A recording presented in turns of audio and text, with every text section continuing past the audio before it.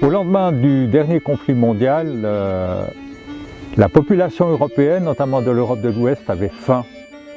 Le recours aux pesticides, aux engrais de synthèse a permis en l'espace de 40 ans de passer de la disette à la gestion des excédents. C'était un soulagement pour la population, c'était un soulagement aussi pour les paysans et les paysannes qui réussissaient leur récolte. Malheureusement, on a sous-estimé, totalement sous-estimé le revers de la médaille. C'est la pollution des eaux, de par l'apport diversifié de différents toxiques. C'est aussi l'intoxication des sols. Il faut rappeler ici que les sols, c'est une matière vivante et que 95% de notre alimentation dépend de la fertilité naturelle des sols, dépend bien sûr aussi du savoir-faire des paysans.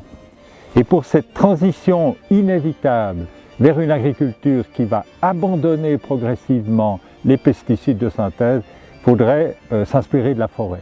La forêt en Suisse, depuis 1 siècle et demi, elle est jardinée. Il y a une loi très contraignante qui vise déjà à l'époque, la durabilité. Et aujourd'hui, sans pesticides, sans engrais, on a un potentiel forestier qui est extrêmement bien développé, un potentiel fort.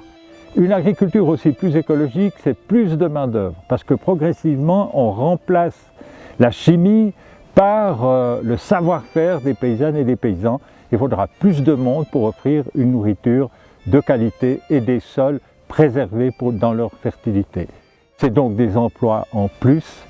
C'est important par rapport aussi à la problématique du chômage et il nous faudra des paysannes et des paysans en nombre équitablement rémunérés et bien formés pour assurer durablement l'alimentation de demain. Pour que demain les terres nourricières de ce pays garantissent une alimentation de qualité et des sols fertiles, je voterai oui à cette initiative.